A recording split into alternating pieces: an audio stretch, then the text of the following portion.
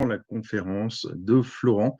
C'est un QR code très important pour vous, puisque lorsque vous avez le flasher, le scanner avec votre téléphone, vous allez pouvoir jouer même en famille et même en replay après même que Florent ait terminé son live. Donc, utilisez bien ce QR code qui sera disponible de toute façon durant le replay. Alors, celles et ceux qui sont en live maintenant, vous ne vous occupez pas de ce QR code. Vous allez en avoir un autre juste après. Florent, est-ce que tu es prêt? Tu nous entends? Ah, il est en arrêt sur l'image. Ah, la petite coupure, ça arrive. Qui bloque. Du coup, j'en profite. Pour celles et ceux qui sont ici en live, je vous donne le code. Vous voyez mon écran? Oui, Voilà. oui. Je vais mettre de l'autre côté.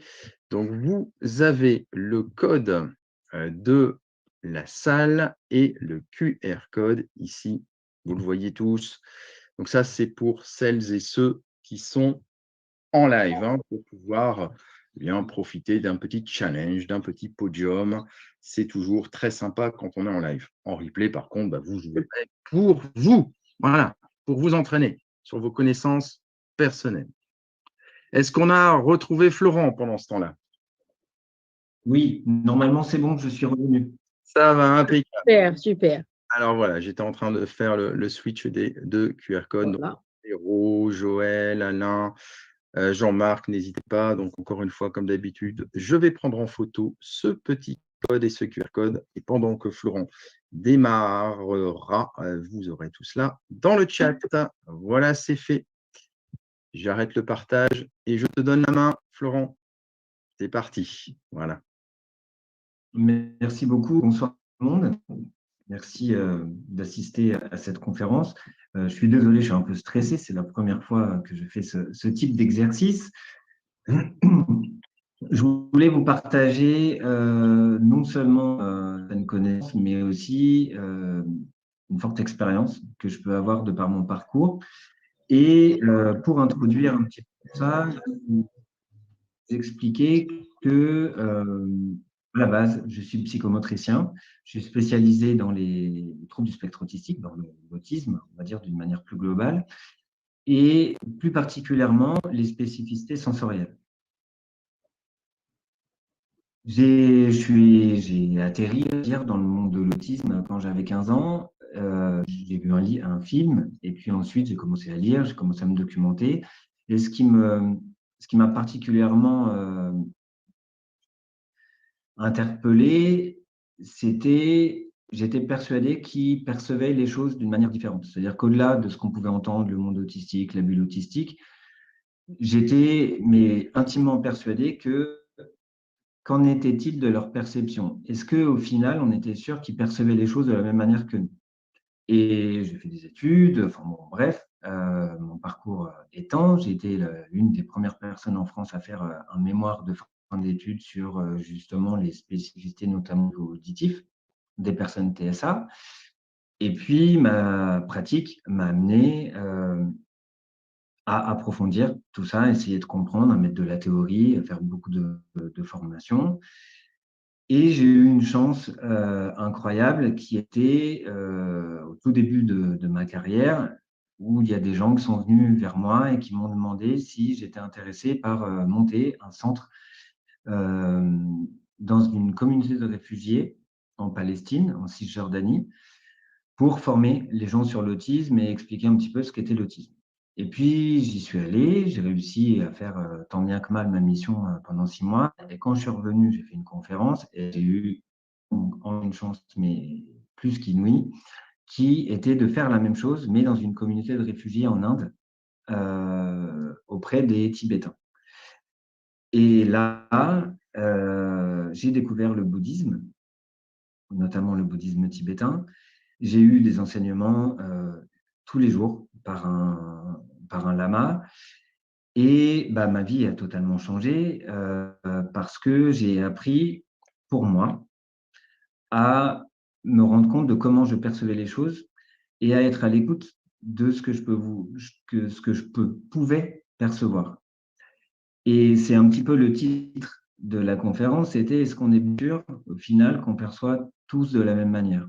On est quand même dans une société très normée, euh, où on croit, au final, que tout le monde ressent les choses de la même manière et que tout le monde perçoit les choses de la même manière. On a, au niveau scientifique, on dit que l'oreille humaine, elle perçoit les sons de 0 Hz à 20 000 Hz. On sait qu'on doit voir les choses de telle fréquence à telle fréquence, que quand ça dépasse telle fréquence, l'œil humain n'aperçoit pas, que l'oreille humaine ne l'aperçoit pas. Mais en fait, au final, d'un point de vue neurologique, quand on appelle ça de la traduction. C'est-à-dire qu'en fait, l'œil humain, il voit beaucoup plus de choses. L'oreille, elle entend beaucoup plus de choses. Des organes sensoriels, on perçoit beaucoup plus de choses. C'est juste que le cerveau va trier et traiter les informations d'une manière qui nous permette de ne pas être envahi par toutes les informations. Et les infrasons, notamment les ultrasons, pourquoi on appelle ça des infrasons et des ultrasons? Parce qu'au final, ils existent dans la vraie vie. C'est juste que notre oreille, elle ne va pas les percevoir. Mais ils existent pour autant.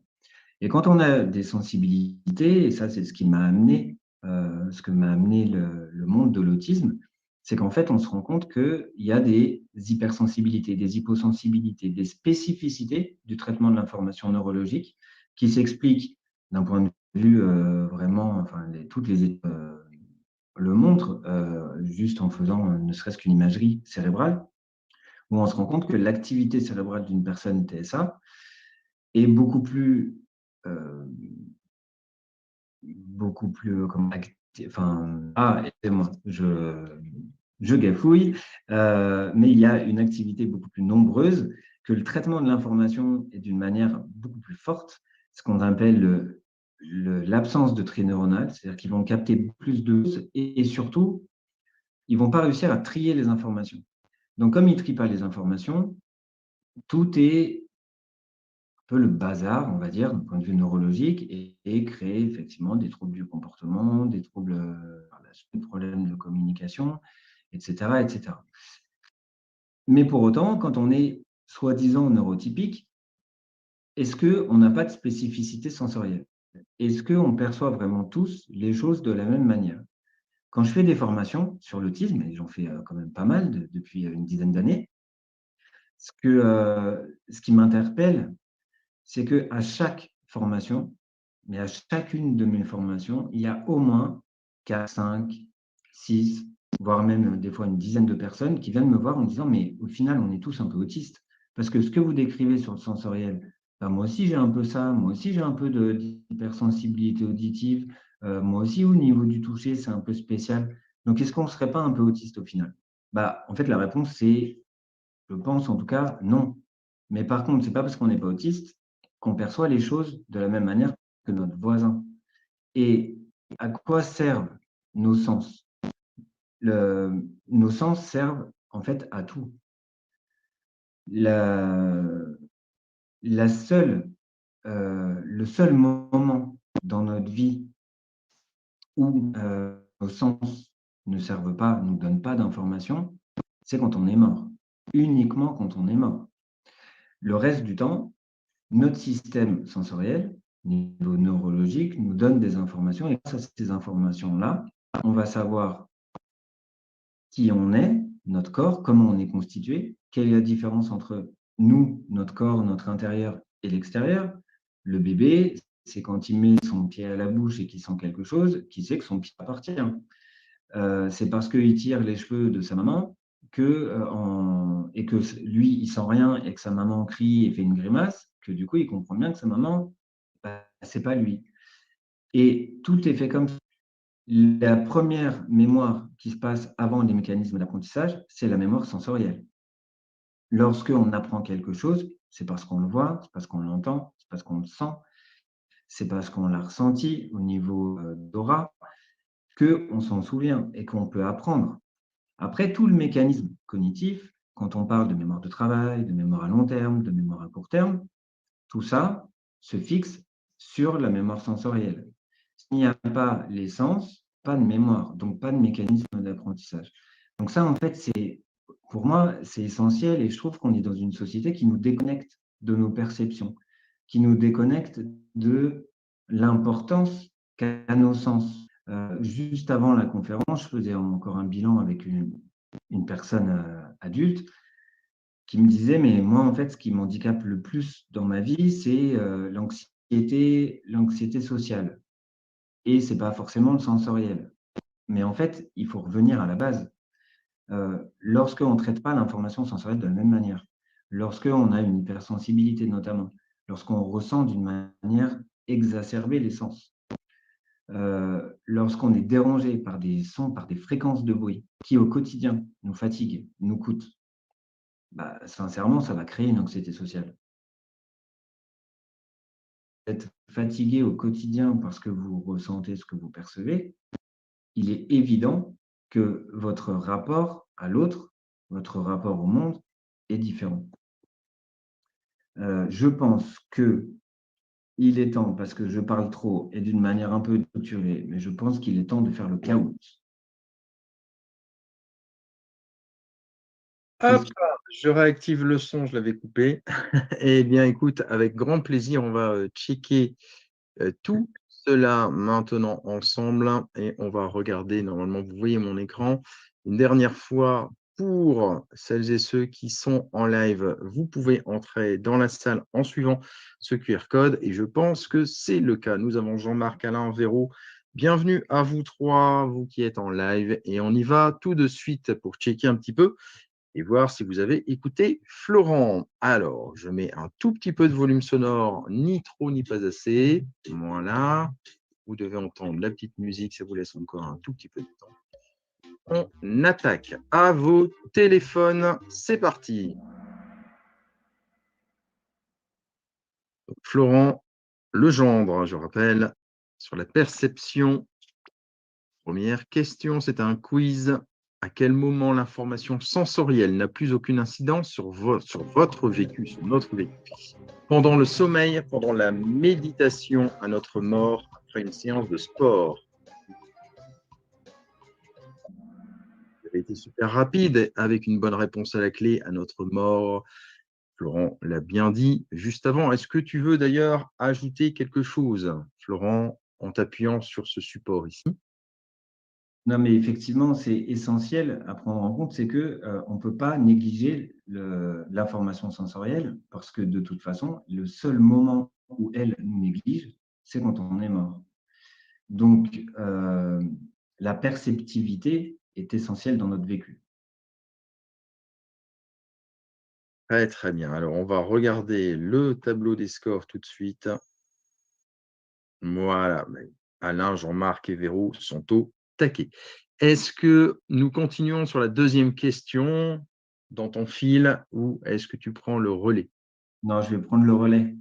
Très, très bien. J'arrête mon partage. Je te rends la main. C'est parti. Merci Ludo. Et du coup, quand on parle de perception, de combien de sens on parle? Parce que ça, c'est important aussi, c'est que souvent, on va parler de sens. On va parler de l'audition, de la vision, du goût, de l'odorat et du toucher. Mais nous sommes des êtres beaucoup plus complexes que ça et on va parler de sens à partir du moment où il y a des récepteurs de l'information sensorielle qui envoient un message au niveau du cerveau et ensuite le cerveau va nous renvoyer une réponse et souvent déterminer soit des actes, soit des... Donc, les sens, on va distinguer ce qu'on appelle les sens extéroceptifs, et c'est les 5 sens que je viens de vous décrire. Et puis, mais il y a aussi des sens interoceptifs. Et dans les sens interoceptifs, pourquoi on appelle ça interoceptif? Parce que les récepteurs sont dans le corps, donc on ne les voit pas. Et les organes récepteurs sont à l'intérieur. Et dans ces sens-là, il y a 5 autres sens qui vont jouer comme les sens extéroceptifs sur nos attitudes, notre relation, nos capacités d'apprentissage, notre mémoire, notre communication. Dans ces 5 sens-là, ce qu'on appelle la proprioception, qui est essentielle et c'est quelque chose qu'on néglige terriblement dans notre vie. La proprioception, c'est lié à des récepteurs qui sont situés sur les muscles et les articulations. Typiquement, quand vous faites du sport, la personne qui fait une bonne séance de sport, soit qui court pendant 1 heure, soit qui fait une séance de musculation, par exemple, à la fin de la séance de sport, elle est à la fois fatiguée et en même temps hyper détendue. C'est parce que, en stimulant les récepteurs proprioceptifs, on a fait libérer une noradrénaline au niveau du cerveau qui détend et qui augmente le niveau de vigilance et en même temps qui calme. Ces récepteurs proprioceptifs, le premier objectif de ces récepteurs-là, c'est ce qu'on appelle le schéma corporel. C'est quand vous fermez les yeux, vous ne vous demandez pas si votre pied est parti d'un côté, si votre jambe est partie de l'autre. Vous êtes sûr et vous savez seulement que votre corps est toujours là, que vous avez toujours vos 2 mains, vos 10 doigts, vos 2 jambes, vos 2 genoux et que toutes les parties du corps sont non seulement là, mais toujours au bon endroit. Ça, c'est grâce aux récepteurs proprioceptifs. C'est grâce aux informations que vous voyez, que vous donnent en permanence, en continu, les récepteurs proprioceptifs. Et donc, votre cerveau, tout va bien autour de ça. Lorsque, au-delà de ça, il y a aussi le mécanisme de GPS, c'est-à-dire que vous savez où est situé votre corps dans l'espace. Ce qui vous permet, quand vous n'avez aucun souci du traitement de l'information de la proprioception, de passer une porte sans laisser une épaule d'un côté, de pouvoir marcher à côté d'une table basse sans que votre pied ou votre doigt de pied reste d'un côté de la table. Et au final, tout ce qu'on va appeler dans le langage commun les maladroits, malades, c'est lié à une proprioception et au fait de ne pas forcément être en adéquation avec ce que nous, on reçoit comme information.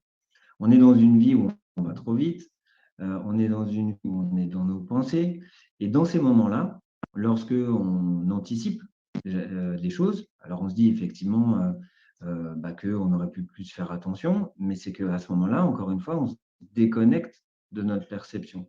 On n'est plus à l'écoute réelle de nous, ce qu'on va ressentir.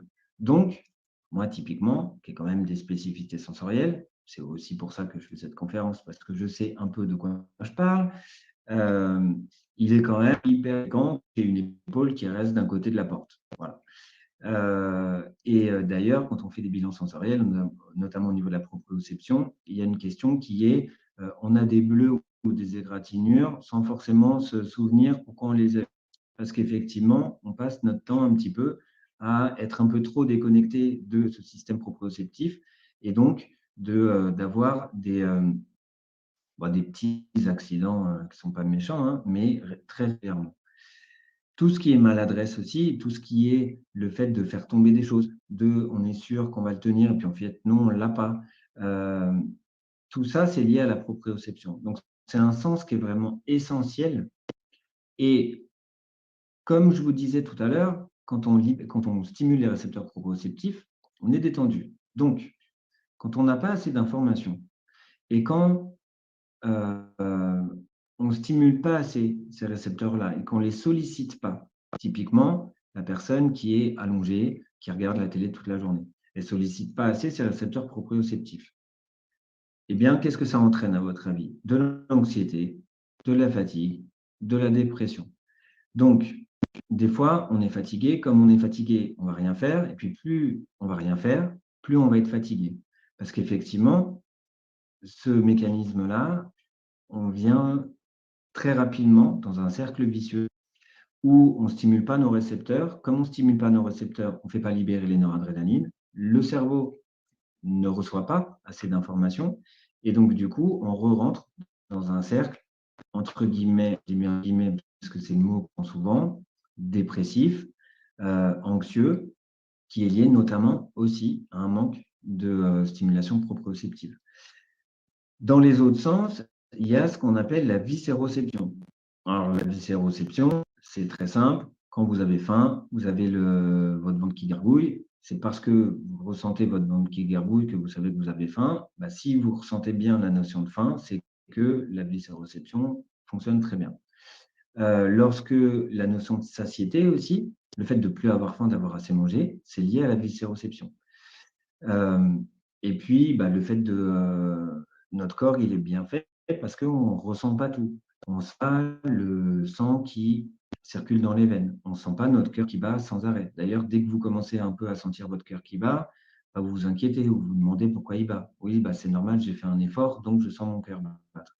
Donc en fait, tout ça, c'est des choses avec lesquelles on vit au quotidien, auxquelles on ne prête pas forcément attention, mais qui sont vraiment guise de messages au niveau du cerveau. Et on n'écoute pas tout ça. Et quand on écoute, quand on se met à vraiment se dire, bah, tiens, qu'est-ce que je perçois vraiment? On découvre autre chose. On découvre notre corps, notre vie interne, mais on découvre un autre monde, réellement. Et ce monde-là, effectivement, bah, quand on est trop à l'écoute et quand on plus, et c'est ce qui se passe dans les TSA, c'est-à-dire qu'en fait, ils perçoivent les choses d'une manière très exacerbée tout le temps sans forcément pouvoir le contrôler. Donc, du coup, bah, ils vivent un autre monde. On perçoit autre chose. On fait les choses d'une manière qui sont complètement différentes.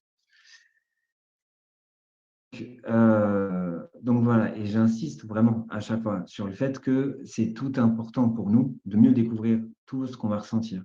Dans les autres sens, il y a aussi le sens vestibulaire, qui est celui de la gestion de l'équilibre. Alors typiquement, le sens vestibulaire, il parle à tout le monde quand je parle de vertige, d'appréhension des hauteurs, de mal des transports, par exemple. Tout ça, c'est des informations qui sont et avec un nerf vestibulaire et avec l'oreille interne aussi. Lorsqu'on a le mal des transports, on peut être dérangé, ne serait-ce qu'en étant en haut d'un escalier, par exemple, c'est qu'on a une sensibilité particulière au niveau vestibulaire. Le fait de, typiquement, moi, si je bouge la tête très rapidement, alors je ne vais pas bouger la tête parce que sinon je vais avoir envie de vomir, mais voilà, tout de suite j'ai envie de vomir. J'ai une hypersensibilité vestibulaire importante, ce qui fait que j'ai des problèmes au niveau des transports en commun. Je peux être très vite malade juste en ramassant quelque chose et en me levant un peu trop vite, ou avoir des nausées. Enfin voilà. Mais pourquoi je dis tous ces exemples-là? Parce qu'en fait, moi, il y a plein de gens qui viennent me voir en disant, ah, voilà, bon, bah, c'est pas normal, je dois être un petit peu fou, c'est quand même bizarre. Tous les gens ne me croient pas quand je dis que j'ai la tête qui tourne dès que je bouge la tête. Mais en fait, c'est une perception. Et pourquoi pas la même perception que notre voisin, on est fou? Pourquoi je serais plus fou que Marcel ou que Marie-Hélène, ne serait-ce que parce que on va pas ressentir les choses de la même manière. Et qui plus est, est-ce que si vraiment on se pose la question, est-ce que si vraiment on se pose en état méditatif, en état juste de perceptivité, bah, au final, on va pas ressentir la même chose. Que plus à l'écoute de tout et tout le temps, et que d'autres le sont pas assez au final. Et donc, il y a un juste milieu autour de ça. Et je trouve que tout ce qui est justement les exercices de méditation, de contemplation, de pleine conscience, ça aide énormément à tout ça. Là, je suis déjà en train d'aborder une autre idée. Ludo, je vais avoir besoin de toi pour… Oui, tout à fait, tout à fait. Alors, on y va, on va jauger un petit peu ce qu'ont retenu justement les internautes. Vous avez ici le résultat du dernier podium. Alors, ça va, vous voyez normalement arriver. Et nous allons passer à la question suivante sur votre téléphone. Toujours, nous jouons, je le rappelle, sur le téléphone avec Alain en live ici qui est devant Jean-Marc et Véro. Question numéro 2, un quiz. Combien y a-t-il de sens d'un point de vue neurologique? Est-ce que c'est 5? Oh, dites donc, je n'ai même pas eu le temps de lire la question. Vous êtes super rapide, hein, ils ont l'habitude de répondre vite. Ont-ils bien répondu, Florent? Est-ce qu'il y a bien 5 sens d'un point de vue neurologique? Que tu peux Et non, malheureusement, il y en a 10. Il y a 5 sens extéroceptifs, le goût, l'odorat, le toucher, l'audition. Et il y a 5 sens interoceptifs internes, avec le vestibulaire, le proprioceptif, mais aussi la douleur, la viscéroception, comme je vous ai dit, et puis la chaleur. Alors, je pense qu'ils ont retenu 5 de manière globale et ils ont répondu 5 le plus rapidement possible. En fait, il y avait donc 2 domaines à distinguer, 5 plus 5, 10. C'est bien ça, Florent? Tout à fait. Merci pour ces précisions. Alors du coup, eh bien, pas de points au niveau du tableau des scores et je te rends la main pour la suite de ta conférence, si c'est bon pour toi. Tout est bon. C'est parti. Parfait. Donc, du coup, lorsqu'on parle notamment d'autisme, on parle d'hypersensibilité et d'hyposensibilité. L'hypersensibilité, c'est le fait de percevoir plus fortement que la plupart des gens. L'hyposensibilité, c'est l'inverse. Tout ça, ça s'explique d'un point de vue neurologique.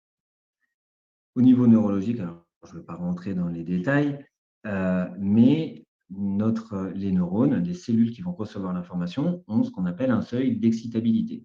Lorsque l'information dépasse ce seuil, elle va le long des axones, c'est-à-dire l'autoroute, ça va à l'autoroute, et puis à la fin de l'autoroute, il y a le cerveau qui traite l'information. Ah ok, il y a telle information, et du coup, on va avoir une réponse. Lorsque ce seuil n'est pas dépassé, l'information n'y va pas, tout simplement. Lorsqu'on parle d'hypersensibilité, ce seuil est très bas. Donc, il y a plus d'informations qui vont cheminer au niveau cérébral, qui vont être traitées par le cerveau.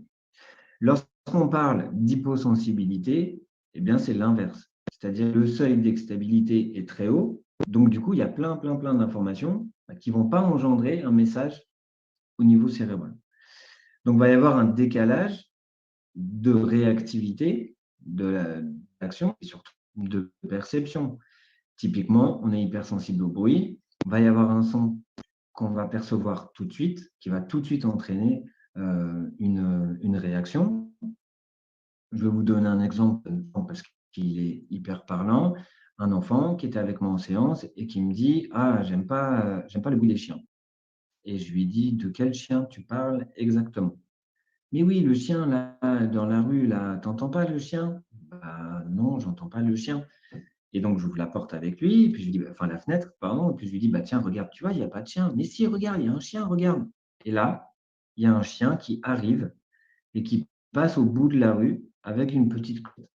Donc, j'ai très bien entendu la clochette, mais pas moi. Donc, deux solutions.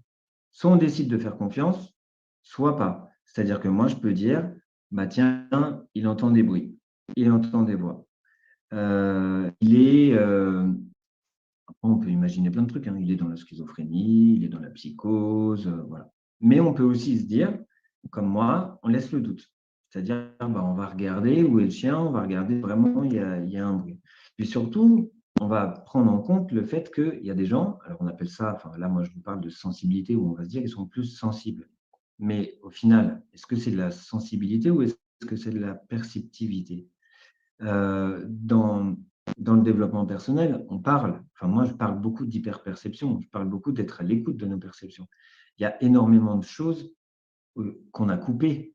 D'ailleurs, pour aller mieux, quand on fait un travail sur soi, on recommence à s'écouter, on recommence à être à l'écoute de ce qu'on ressent, de ce qu'on perçoit.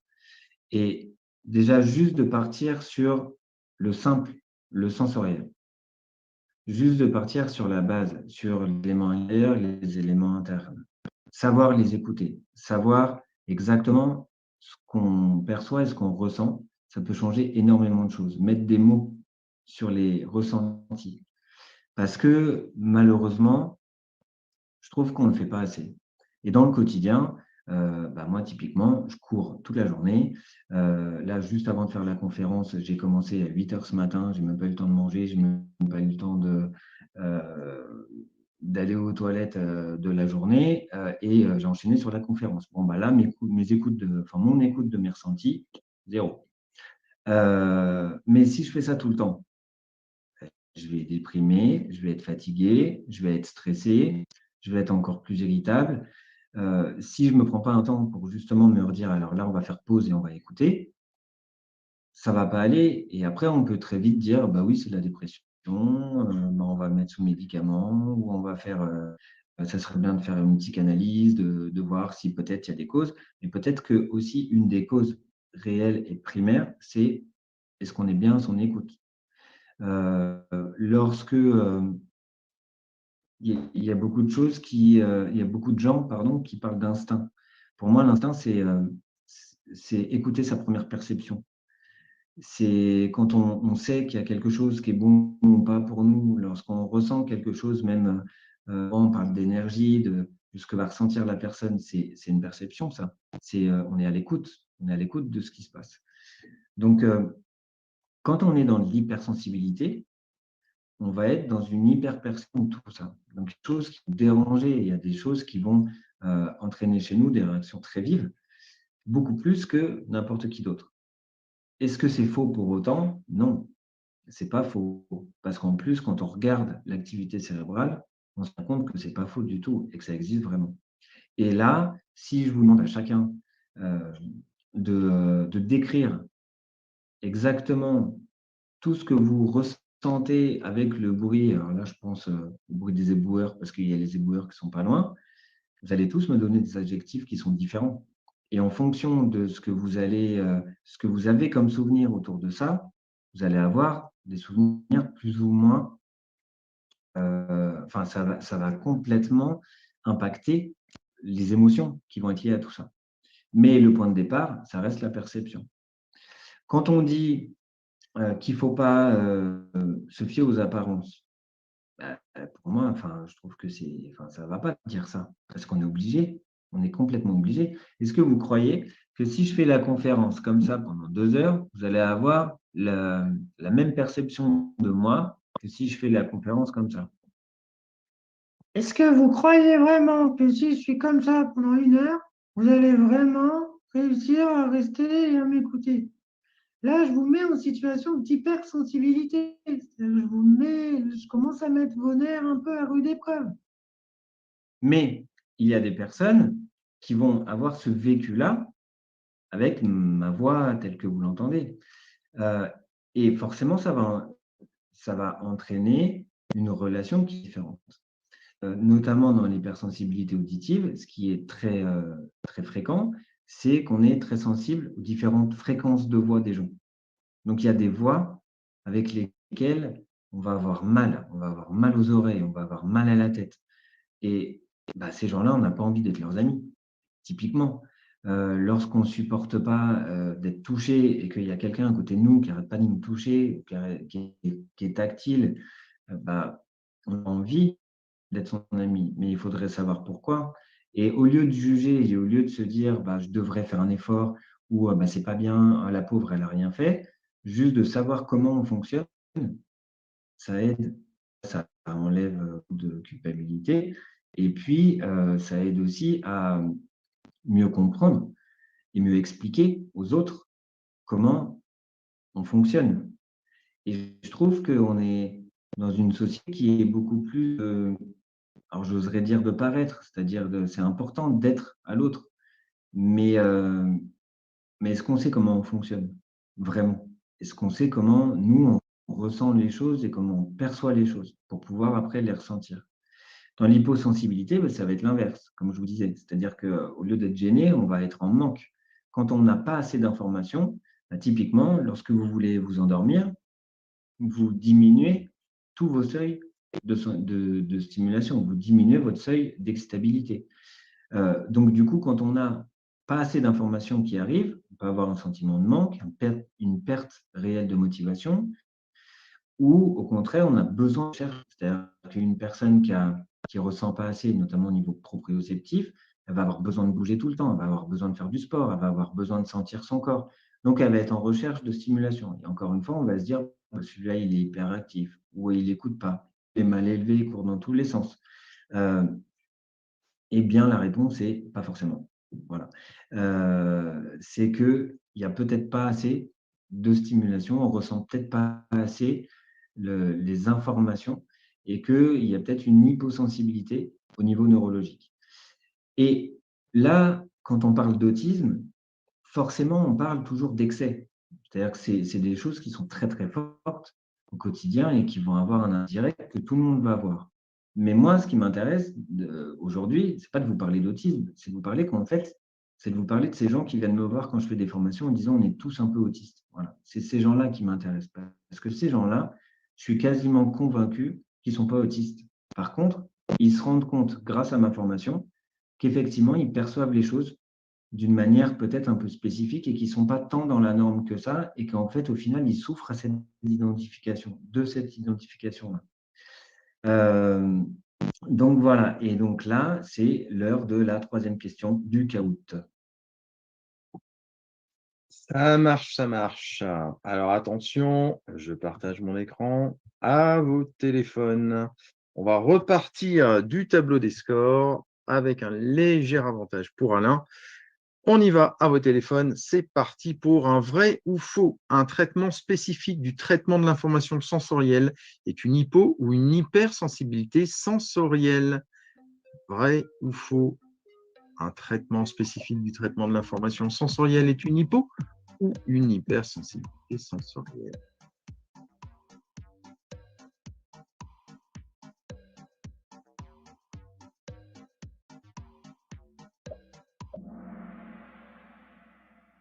Alors, vrai. Est-ce qu'ils ont bien répondu, Florent? Parfait. Bravo.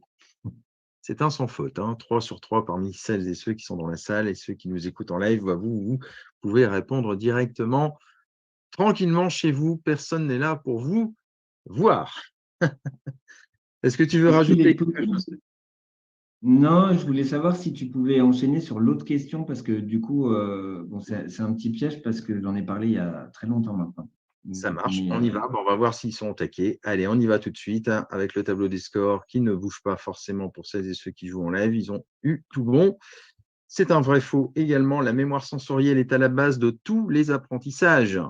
Vrai ou faux?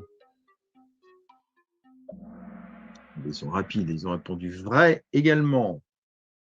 Alors, est-ce qu'il n'y avait pas un piège derrière tout ça, Florent? non, c'est parfait. Bien. Eh bien, on les félicite et on vous félicite, vous aussi, qui jouez chez vous, en live peut-être, sur un des réseaux sociaux. Est-ce que tu veux ajouter quelque chose? On enchaîne avec toi? Enchaîner. Alors, c'est parfait. Je te rends la main.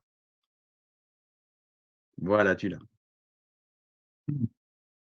Merci bien. Bon, alors le problème, c'est qu'à chaque fois qu'on fait le caout, après, il faut que je reprenne un peu mon train. Mais je vais le retrouver.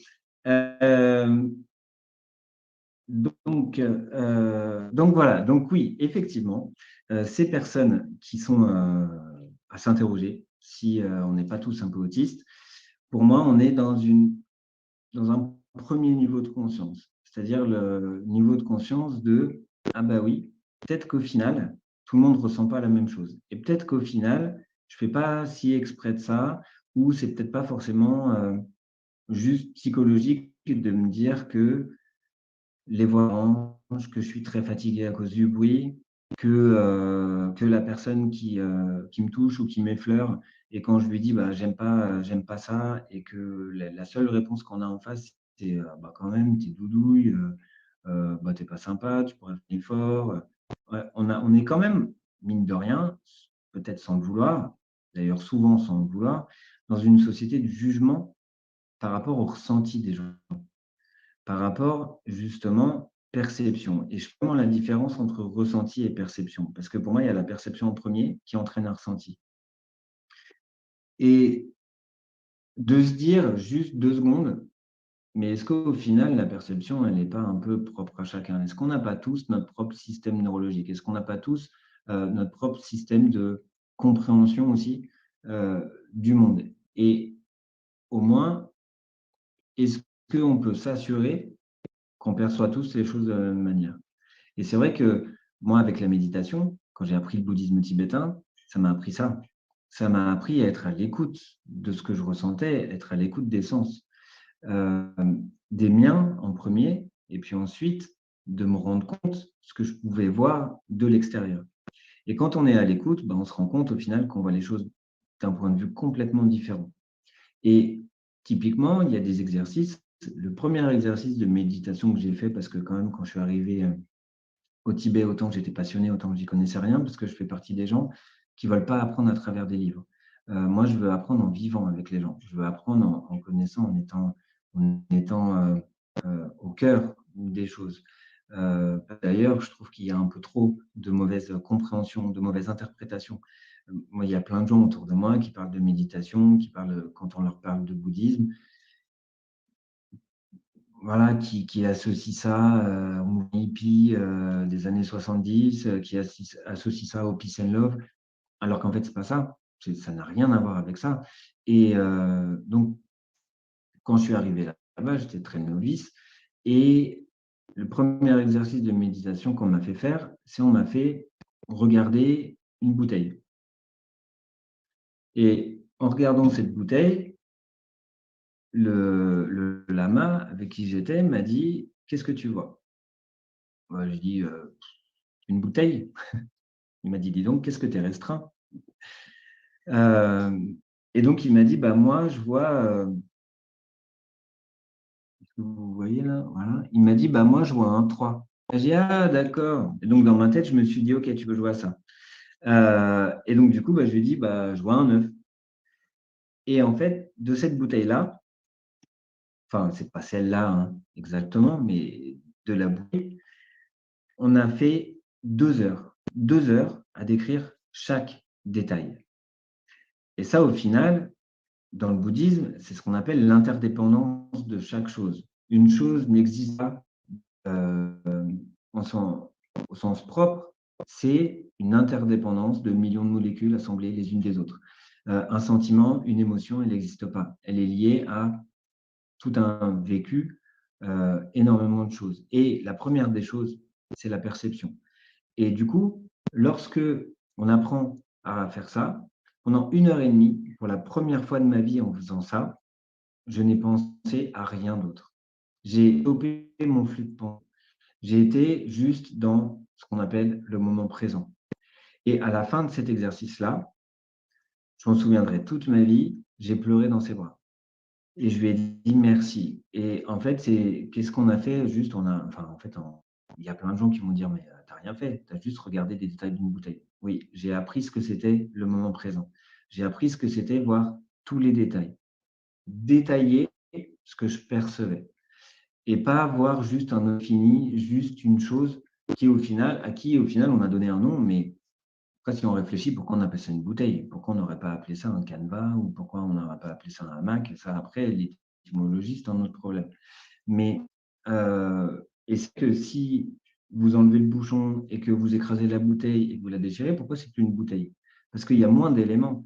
Mais tous ces éléments, tous les éléments qu'il y a, ils sont importants au quotidien. Et dans notre vie, dans ce qu'on vit au quotidien, dans ce qu'on est au quotidien, bah, c'est le fait de ne pas voir tous ces éléments qui nous constituent nous-mêmes et qui constituent notre vie, qui nous rend stressés, fatigués, déprimés, ce qui nous empêche de voir au final tout ce qu'on a. Il y a plein d'exercices, notamment de gratitude, où bah, moi je fais les miens le matin avec, je mets merci, merci, merci pour. Donc, merci, merci d'avoir des enfants extraordinaires. Merci, merci d'avoir de quoi manger, de quoi nourrir mes enfants. Merci, merci d'avoir une chaise sur laquelle je m'assois. Et puis, en fait, si on se met à détailler tout ça, en fait, on se rend compte qu'on a des millions de trucs, qu'on a mis des millions de trucs dont on ne profite même pas en soi au quotidien et qu'on prend pour des dus. Et on prend ça pour des dus parce que justement, on est, encore une fois, coupé de nos perceptions. Et pour moi, tout ça, ça a un sens et tout ça, ça a un lien. Et quand on fait attention à qui on est, ce qu'on ressent, ce qui est bon pour nous, ce qui n'est pas bon pour nous, lorsqu'on est, même au niveau alimentaire, il suffit juste de réfléchir. Là, j'étais chez des amis ce week-end et il y a des amis où on parlait justement régime alimentaire, tout ça. Et eux, ils me disaient, mais est-ce que le lait de vache, par exemple, c'est vraiment si mauvais que ça pour la santé? Bon, alors, moi, déjà, par exemple, j'ai jamais dit que le lait de vache n'était pas bon pour la santé. Par contre, quand je bois du lait de vache, et j'aime beaucoup le lait de vache, quand je bois du lait de vache et que je fais vraiment attention et que je m'écoute moi, j'ai des ballonnements, j'ai mon ventre qui gonfle un petit peu. Alors, ça dure pas longtemps, mais ça dure 10, 15 minutes. Mon énergie, c'est pas la même. Pendant 10, 15 minutes, le temps de digérer. C'est-à-dire qu'en fonction de ce que vous allez votre digestion va vous prendre de l'énergie ou va vous en donner. Si je bois du lait d'avoine, bah, pendant 15 minutes, j'ai aucun problème digestif. J'ai pas mon ventre qui me, j'ai pas l'impression d'avoir moins d'énergie. Au contraire, j'ai un regain d'énergie un petit peu immédiat. Mais ça, effectivement, c'est de l'hyperperception. C'est-à-dire que moi, c'est un truc que j'ai d'emblée, en fait. Je le sais tout de suite. Ben, il y a des gens, il faut qu'ils réfléchissent à ça. Mais ça, moi, c'est des exercices que j'adore faire en pleine conscience avec les gens. C'est on mange un truc ou où on fait une action et puis ensuite, on se pose 10 minutes à décrire tous les ressentis, toutes les choses qui nous viennent par la tête. Et quand on fait les expériences de changer tout ça, on se rend compte au final ce qui est bien pour nous. Facilement. C'est-à-dire, moi, il y a plein de gens qui me disent, bah, moi, j'arrêterai de manger du lait de vache. Alors, je ne sais pas pourquoi je vous donne cet exemple aujourd'hui, mais c'est l'exemple qui me vient en premier. Ou jamais j'arrêterai de manger de la viande. Ou voilà. Et puis, au final, quand on fait des expériences comme ça, et qu'on est sur la perception, et ça, c'est une des choses, moi, que j'ai appris justement avec ce moine bouddhiste-là, c'est-à-dire qu'en fait, avant d'être là-bas, avant d'aller là-bas, je m'étais dit: «Mais jamais de ma vie, je pourrais être végétarien. Jamais, c'est même pas un rêve et je comprends même pas les gens qui sont végétariens» et quand j'ai appris ça, appris à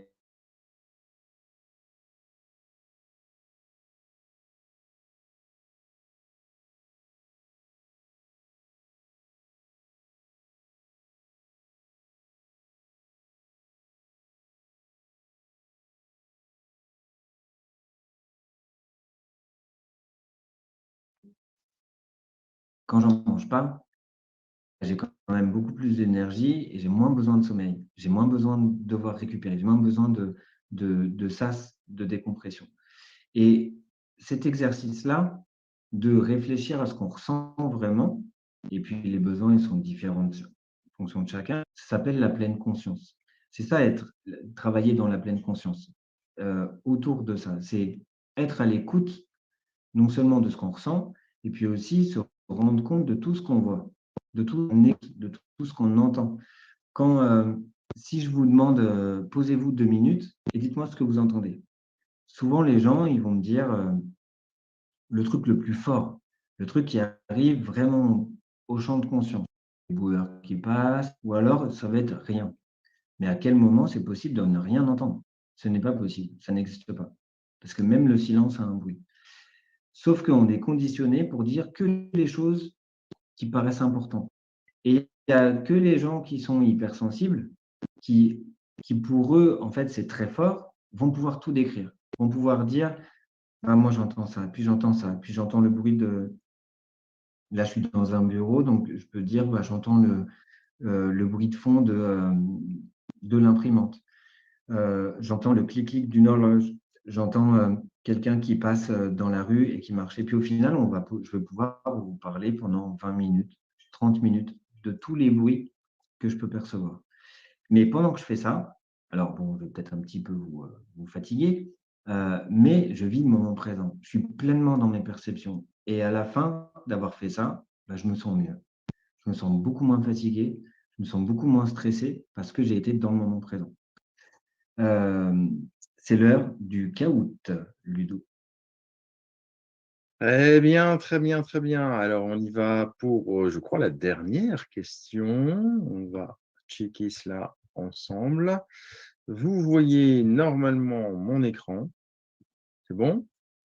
On repart. Donc ici, je n'avais d'ailleurs pas mis le résultat du game. Donc on remet le résultat du game ici pour le live. Et on attaque avec le dernier, vrai ou faux. La pleine conscience dont tu viens de parler, le fait d'être conscient de ses possibilités, vrai ou faux. Pardon, Ludo, moi, je vois pas ton écran. Oui, Vous n'avez pas vu l'écran? non. Ah, c'est un petit bug, dommage, vous l'avez dit un peu trop tard. C'est pas alors, les joueurs l'ont vu, eux, sur leur téléphone. Alors, je vais regarder. Hop, voilà. Normalement, là, vous voyez le résultat. Oui, là, Nous c'est bon. avons eu une bonne réponse. Il me semble que c'est faux, hein. Je ne veux pas m'avancer, Florent, et tu vas me confirmer. La pleine conscience et le fait d'être conscient de ses possibilités, c'est faux. Tout à fait, c'est faux. C'est le fait d'être entièrement à l'écoute de ses perceptions. C'est ça la pleine conscience. Alors, on va regarder tout de suite et ça permettra de voir quel est celui finalement qui s'est distingué du lot avant de te redonner la main. Bien, c'est un homme, on sait déjà que c'est un homme puisqu'il y avait 2 hommes et une femme. Il s'agit donc d'un 4 sur 5, 4 bonnes réponses sur 5 pour Jean-Marc à ton questionnaire. Bravo, bravo et félicitons en même temps Jean-Marc pour son assiduité et son attention. J'espère que vous aussi sur les réseaux sociaux. Je sais qu'il y a une petite coupure Zoom et j'espère que c'est revenu et que vous avez pu suivre. Alors, je te redonne la main parce que je pense que tu vas conclure, Florent. Donc, je te rends tout de suite. J'arrête le partage. La main. Voilà. Vas-y.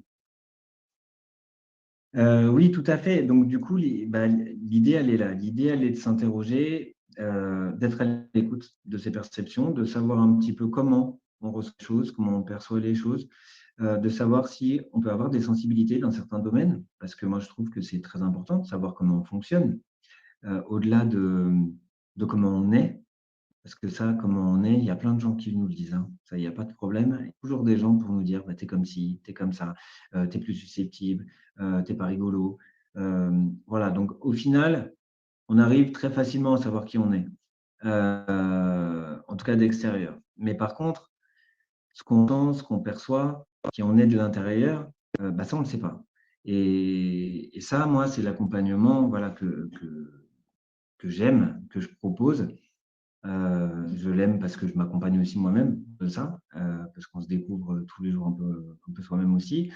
Heu et je propose aux gens pardon, d'explorer cette piste sensorielle, de savoir comment on ressent, comment on perçoit les choses pour mieux comprendre, bah, qui on est, enfin, en tout cas, pourquoi les gens, nous voient comme ça ou comme ça. Donc et s'il y a un conseil vraiment que je peux vous donner, c'est, faites cet exercice de la bouteille, avec vos enfants, votre famille, avec, vos conjoints, avec vos amis et moi, ce que je fais beaucoup avec les jeunes que j'accompagne, parce que j'accueille, bah, des jeunes, des moins jeunes, des enfants, voilà, et qui ont ces capacités de verbalisation. On fait des exercices comme ça et puis on met un chronomètre, on met un petit challenge et puis celui qui n'arrive pas à donner une réponse en moins de 3 secondes, il est éliminé.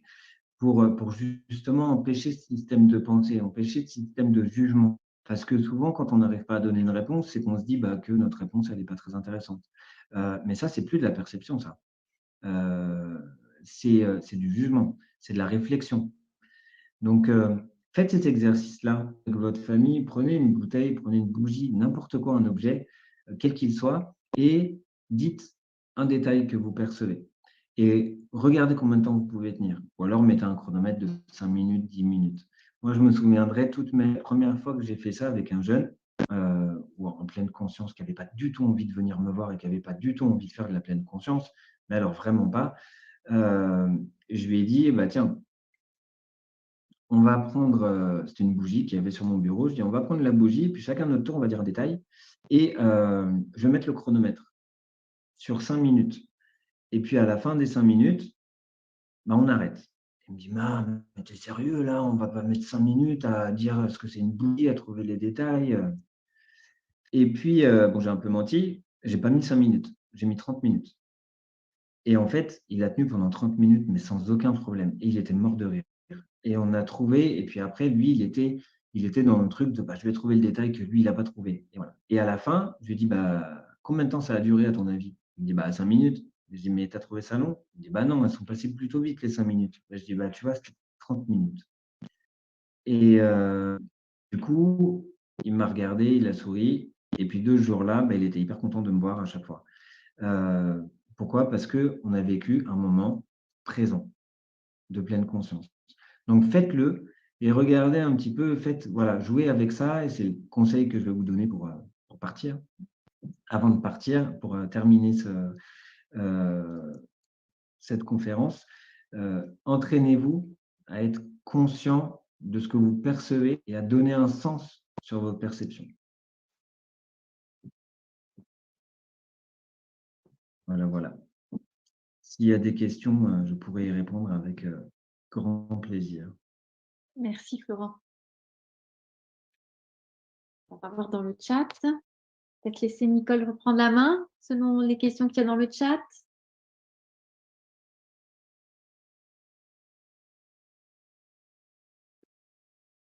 Nicole, tu n'as pas ton son d'activer.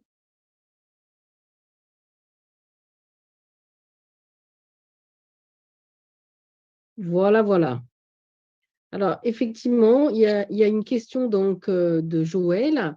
Est-ce que Joël, vous voulez poser la question directement? Il faut activer le son. C'est pas grave. Non, c'est-à-dire qu'il y a deux choses. Bon, le coup de la bouteille, enfin bon, l'objectivité n'existe pas. C'est-à-dire que chacun a sa perception, d'accord? Non, ce que j'ai voulu dire, c'est que nous avons tous des défenses. Bon, par exemple, j'imagine, je prends un exemple, une personne ou moi-même, enfin, peu importe, je suis très jaloux d'une copine, enfin d'une pseudo-personne, parce qu'elle est mince et grande, et moi, c'est le contraire. J'ai pas envie de ressentir ça. Ça me dérange. Hein, parce que moi, je suis une personne bien, la jalousie, quelle horreur! Qu'est-ce que tu fais avec ça? Et je ne le ressentirai pas forcément. Il faut vraiment un très long travail sur soi pour accepter des choses comme ça, des parts d'ombre, etc. C'est ça que j'ai voulu dire, c'est aussi simple que ça. C'est les défenses des personnes contre ce qui les dérange profondément. Bien sûr que la personne qui va faire comme ça un travail, c'est-à-dire que moi je suis en intelligence émotionnelle, donc je comprends ce que tu veux dire, qui va, qui va percevoir ce qu'elle ressent, qui va prendre le temps de s'écouter, bien sûr qu'elle fait déjà un travail, mais pour rentrer, si tu veux, dans une part non dite, etc., c'est un peu plus compliqué. Il ne faut pas simplement ressentir, il faut travailler les ressentis. C'est ça que j'ai voulu dire. Mais c'est pas grave, hein, je dis ça comme ça, moi. Merci Joël.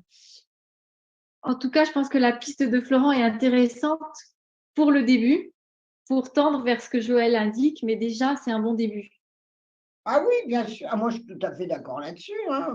Effectivement, Après, c'est un très bon début parce que la personne, elle commence à s'écouter, à réfléchir elle-même sans trop s'auto-centrer quand même, mais là, d'un seul coup, elle a une écoute vis-à-vis d'elle-même et elle n'agit pas dans une espèce de faire comme ça tout le temps. Bon, voilà, c'est un très bon début, même plus qu'un début d'ailleurs, hein, parce que en ressentant des choses, on commence à apprendre de soi. Exactement. tout à fait. Et puis après, il y a effectivement différentes étapes. Donc là, typiquement, le fait d'être dans la perception, on est dans ce qu'on appelle une méditation contemplative. Et puis après, il y a la méditation analytique aussi, c'est-à-dire apprendre à faire en sorte de faire en sorte que cette bouteille, de ce ressenti, quand vous parlez de la blessure, on est sur un ressenti qui est complètement forcément subjectif, et c'est de faire en sorte de le casser, de voir les différents éléments qui ont amené à. Et ça, tout ça, ça se travaille, mais ça se travaille aussi en partant de la base. Et pour moi, la base, elle est sur un fait est un fait. Voilà. Un sens est un sens, un objet est un objet. Et quand on grandit petit à petit, moi je sais que je travaille avec une enfant qui est anorexique. Elle a été traitée comme une anorexique, sauf qu'en fait, elle est hypersensible au niveau gustatif et au niveau viscéroceptif. Donc en fait, elle a eu une hospitalisation pendant 1 an, où elle a failli mourir, où elle a été en sonde et tout ça. Et puis là, on fait un travail sensoriel qui fait en sorte qu'elle commence à prendre du poids. Donc, il y a plein de choses où elle disait que c'était son corps, qu'elle ne voulait pas manger, qu'elle voulait avoir le corps de machin, tout ça. Mais en fait, ce n'était pas ça. Ce n'était pas du tout ça. Et en reprenant la base, petit à petit, on arrive à identifier aussi d'autres spécificités. Mais Mais c'est sûr que ce n'est pas un travail magique et ce n'est pas une baguette magique et ce n'est pas ça que je vends non plus, hein. Ça, c'est Ludo qui fait les tours de magie. Mais Compris. Non, mais ça élargit le spectre au lieu qu'il y ait toute une même route avec des médicaments, tout le machin. Ça élargit le spectre parce que notre cerveau est très riche. Au contraire, c'est très enrichissant. Non, non, merci. Hein, non, ce n'est pas ce que j'ai voulu dire. Hein. Je sais bien que c'est un travail long, etc. Mais en même temps, il y a une chose, parce que moi, je connais quelqu'un qui a un arrière-fond d'autisme, qui est je sais même pas si d'une érudition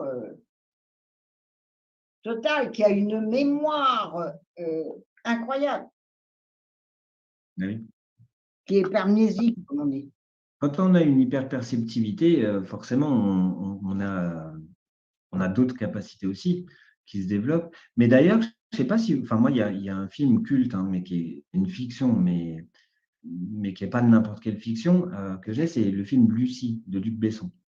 Et c'est un film, en fait, où justement, il met en avant toutes les capacités qu'on a en fonction du nombre de cerveaux qu'on utilise, de zones, de pourcentage du cerveau qu'on utilise simultanément. Mais c'est loin d'être une fiction, en fait. Plus on apprend à utiliser en même temps différentes zones du cerveau, et plus on développe nos capacités, et plus on est à l'écoute, on perçoit, on est en hyperperceptivité. Et l'hyperperceptivité, ça peut être un vrai super pouvoir. Enfin, voilà. Et ça permet de se détacher des émotions qui sont construites par nos perceptions, notre expérience, nos vécus, le regard des gens, voilà. Florent, si on veut te consulter, comment est-ce qu'on peut te joindre? Est-ce que tu peux nous donner tes coordonnées? Oui, tout à fait. J'ai une adresse mail qui s'appelle floleg, FLOLEG, @gmail.com. J'ai aussi, alors là, c'est plus concernant les spécificités sensorielles des personnes TSA en général, mais j'ai une chaîne YouTube qui s'appelle Toutes nos différences, sur lesquelles vous pouvez voir des informations, voilà, notamment au niveau des hypersensibilités auditives, etc. Et puis, j'ai un site internet aussi qui s'appelle toutenosdifférences.fr. Donc voilà. Mais si jamais vous voulez me contacter pour des rendez-vous ou autres, n'hésitez pas à mon mail floleg@gmail.com. Eh bien, c'est très clair. Et c'est un très beau nom pour ta chaîne YouTube et aussi. Oui, toute la différence, c'est un très beau nom. Merci. Très bien.